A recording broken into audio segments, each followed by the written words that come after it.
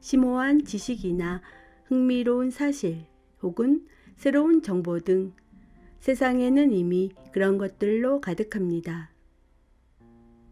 작은 단추 하나만 누르면 원하는 정보를 얼마든지 얻을 수 있습니다. 하지만 이 모든 일들이 그리 반갑지만은 않습니다. 오히려 정보의 홍수 속에서 숨이 막힐 지경입니다.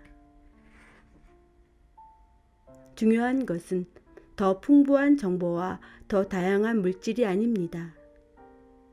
아무리 크고 멋진 상점에서도 충만한 인생은 팔지 않습니다. 더 많은 정보를 모으고 이를 연구하고 분석하는 능력을 월등하게 키운다 해도 자신의 본질을 알아낼 수는 없습니다. 세상을 지켜내는 힘은 더 많은 것에 깃들어 있지 않습니다. 이기적인 상태일 때는 사랑의 감정을 두고 혼란스러워합니다. 그래서 대상에 따라 사랑의 형상도 바뀐다고 생각합니다. 진정한 사랑이란 틀에 얽매이지 않는다는 사실을 깨닫지 못하는 것입니다.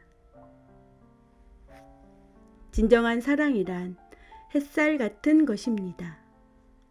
어디에나 존재하고 누구에게나 공평하고 무엇이든 포근하게 감싸 안는 법입니다.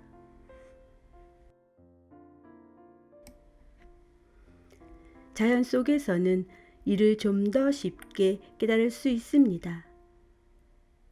그렇기에 먼저 자연을 향해 다가가야 합니다.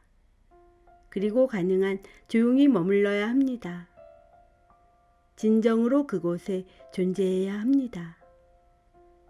그런 다음 천천히 세상 속으로 나아가야 합니다.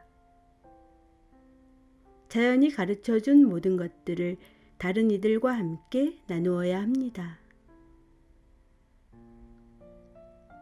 있는 그대로 받아들여야 합니다. 자연 속에서 그러했듯이 그들 곁에 머물러야 합니다. 온몸의 감각을 통해 느껴야 합니다. 또한 귀 기울여야 합니다. 그러는 동안에 당신이 바로 그곳에 존재하고 있음을 깨달아야 합니다.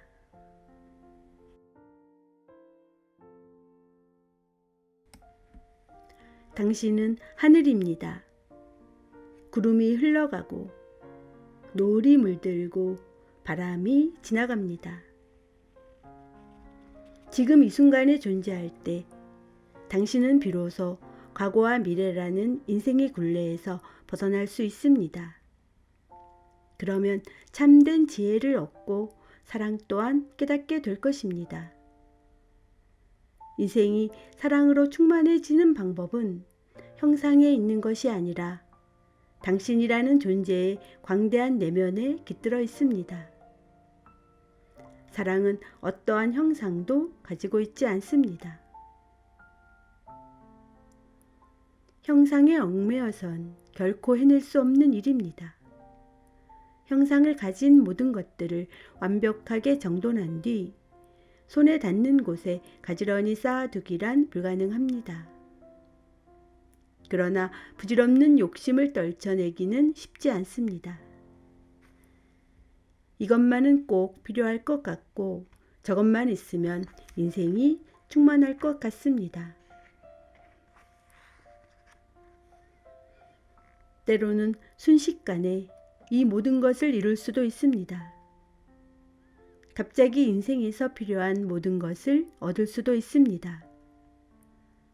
최상의 건강, 근사한 인간관계, 많은 돈, 멋진 집, 완벽한 사랑, 그리고 다른 사람들로부터 존경까지 받을 수 있습니다. 하지만 오래지 않아 삐걱거리기 시작할 것입니다. 금전이든 인간관계든 건강이든 일이든 생활이든 어디에선가 변화의 조짐이 나타날 것입니다. 이것이 형상으로 이루어진 세상의 본질입니다. 영원히 변하지 않는 것은 없기 때문입니다. 만난 것은 헤어지고 올라간 것은 내려오고 모인 것은 흩어지기 마련입니다. 형상은 언젠가 사라지고 맙니다. 그리고 새로운 형상이 다시 생겨납니다. 형상의 세상이란 흘러가는 구름과도 같습니다.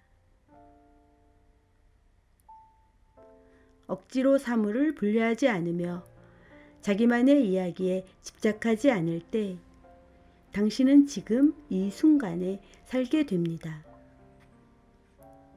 그러면 갈피를 잡지 못하던 마음이 존재감으로 가득 찹니다. 바닥이 넓은 강물처럼 고요하고 넉넉하게 흘러갑니다. 수많은 생각들이 언제나 나의 두 어깨를 무겁게 짓누르곤 했습니다. 그러다 문득 깨달았습니다. 이 모두가 얼마나 부질없는 것인지. 태양은 결코 지지 않습니다. 다만 그렇게 보일 뿐입니다.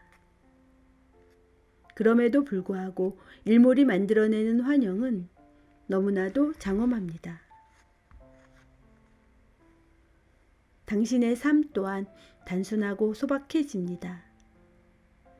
특별해져야 한다는 절박함이 사라져 버립니다. 당신은 그저 평범해집니다.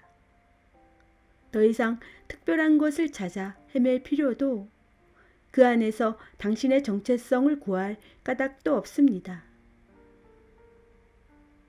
정체성을 찾기 위해 특별해질 필요가 없으니 자유로워집니다. 당신 본질의 핵심을 이루는 소중한 것들과 만나는 순간 비로소 진정한 자유를 누릴 수 있습니다.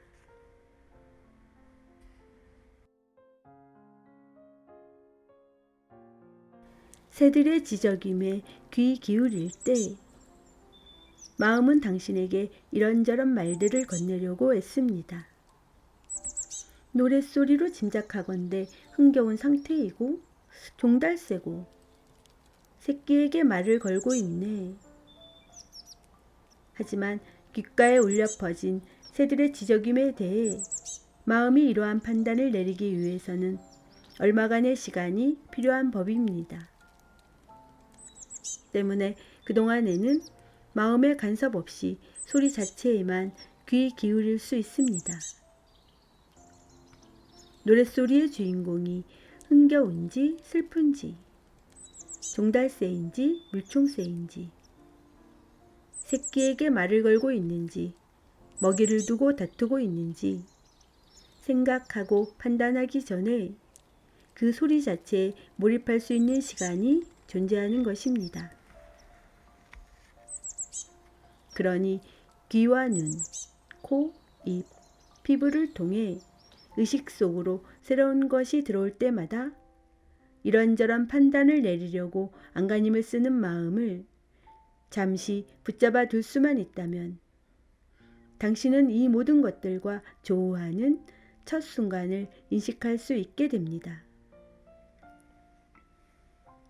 고요함과 생동감이 넘치는 바로 그 순간을 만끽하게 되는 것입니다. 이를 인식하면 마음이 판단을 내리는 시간을 조금 늦출 수 있을지도 모릅니다. 그러면 지극한 고요함 속에서 좀 더 오래 대상을 인식할 수 있게 됩니다. 인식의 토대인 고요함은 언제나 넓고 깊습니다. 당신이 그것을 깨닫지 못했을 뿐입니다. 내면의 고요함이 커지면 인식의 범위가 생활 전반으로 확대됩니다. 고요함 속에서 당신이 하는 모든 일들을 있는 그대로 느끼고 바라볼 수 있게 되는 것입니다. 머릿속의 목소리가 끊임없이 속삭입니다. 그 형상에 사로잡히면 인간 존재의 가장 중요한 차원인 경외와 고요와 무상과 신성을 영원히 알 수 없게 된다고, 온 세상을 얻고도 당신 자신을 잃는다면 그것이 다 무슨 소용이란 말입니까? 아름다운 이야기 하나가 있습니다. 기적수업이라는 책을 쓴 작가의 꿈에 대한 것입니다. 꿈속에서 그녀는 작은 상자 안에 담긴 두루마리 책 한 권을 발견했습니다. 언뜻 보아도 아주 오래된 것 같았습니다. 그녀는 이 책을 천천히 펼쳤습니다. 왼쪽과 오른쪽에 깨알 같은 글씨들이 적혀 있었습니다. 그 순간 어디선가 알 수 없는 목소리가 들려왔습니다. 왼쪽에 적힌 것을 읽으면 과거를 알게 될 것이고 오른쪽에 적힌 것을 읽으면 미래를 알게 될 것입니다. 그녀는 왼쪽과 오른쪽에 적힌 내용을 빠짐없이 읽었습니다. 그러고는 묵묵히 두루마리 책을 처음과 똑같은 모습으로 감아두었습니다. 그러자 종이 한가운데 쉬어있던 글씨가 보였습니다. 신께서 존재하십니다.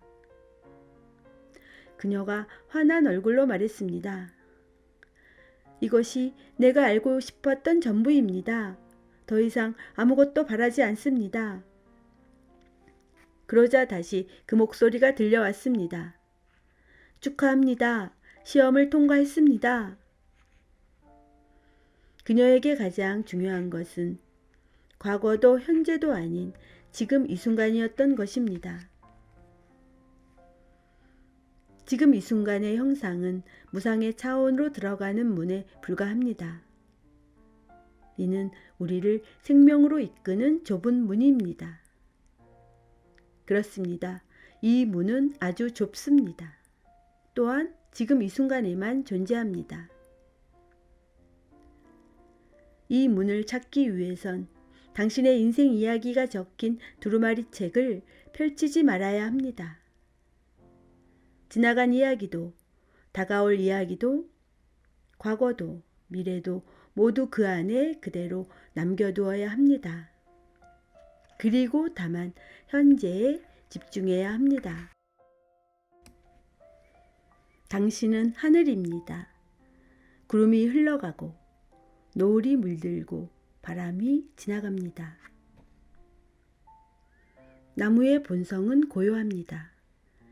그러나 그 안에 깃든 활력과 강한 생명력이 하늘을 향해 솟구쳐 오릅니다. 마음으로 울창한 숲을 이해하기란 쉽지 않습니다. 잘 정돈된 정원과는 달리 혼란스럽기만 합니다. 하지만 그 안에는 더욱 심오한 질서가 감춰져 있습니다. 이를 감지하기 위해서는 고요 속으로 침잠해야 합니다. 숲의 일부가 되어 경외감을 품을 때 비로소 숲을 이해할 수 있게 됩니다.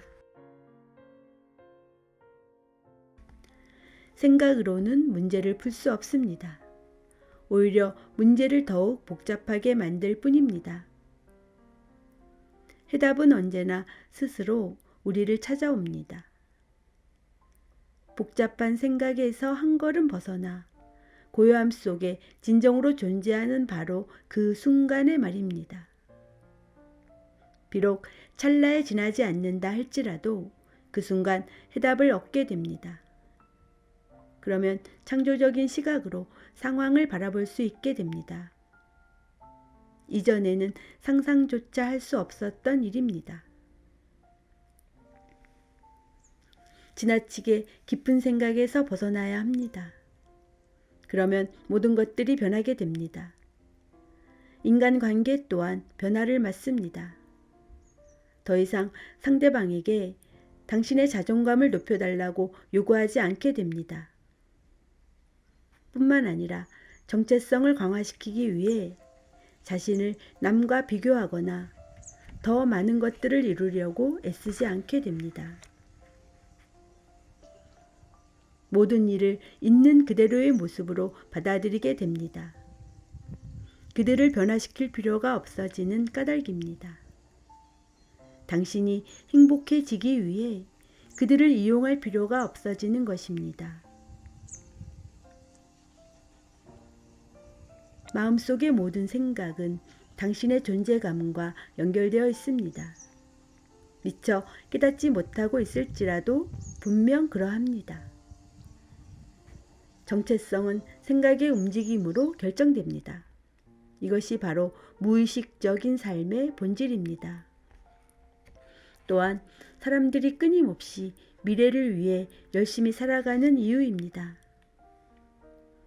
그들은 미래에 대한 생각 속에서 불충분한 자신의 존재가 완벽해지기를 꿈꿉니다.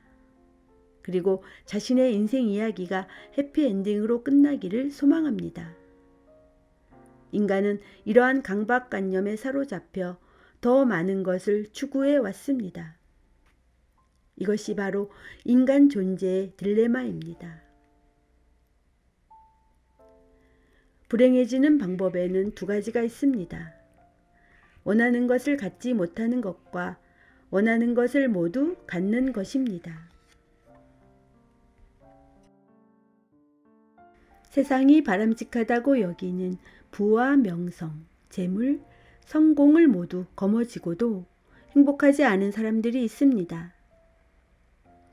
소유로부터 시작된 행복의 기쁨은 바람처럼, 연기처럼, 이슬처럼 인해 사라지고 맙니다. 자신과의 평화로운 공존 없이는 어떤 경우에도 참된 행복을 맛볼 수 없습니다. 진정한 안정감을 누릴 수 없습니다. 평생을 두고 찾아 헤매야 하는 오직 한 가지는 바로 자신입니다. 이것 없이는 존재감을 느낄 수 없습니다. 어느 곳에도 인생이 뿌리 내릴 수 없습니다. 그러니 아무리 많은 것을 성취해도 결국 충만한 인생을 완성할 수는 없는 것입니다. 나는 봄이 어서 오기를 손꼽아 기다리지 않습니다. 소생의 때와 소멸의 때가 분명히 존재함을 나는 알고 있습니다. 나는 그저 지금 이 순간에 모든 것을 맡깁니다. 이것이 바로 삶이기 때문입니다.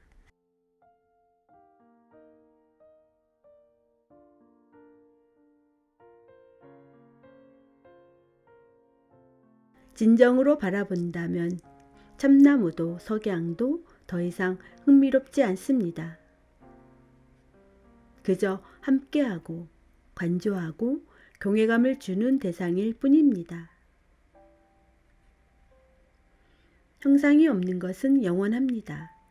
하지만 그 영원함은 지금 이곳에 있는 형상을 통해 빛을 발합니다. 이로 인해 형상이 점점 맑고 투명해집니다. 당신 또한 형상입니다. 그러니 당신은 결코 영원한 존재일 수 없습니다. 그럼에도 불구하고 지금 이 순간 당신의 내면에는 맑고 투명함이 자리합니다. 이것은 분명 형상을 넘어선 것입니다. 이를 고요함이라 불러도 좋고 존재감이라 불러도 좋습니다. 당신이 특별한 것은 다른 사람보다 낫거나 초라하기 때문이 아닙니다. 가슴 속 깊은 곳으로부터 아름다움과 고귀함과 생명력을 느낄 수 있기 때문입니다. 자기 안에서 생각보다 깊은 것을 찾아내기 위해 우리는 지금 여기에 있습니다.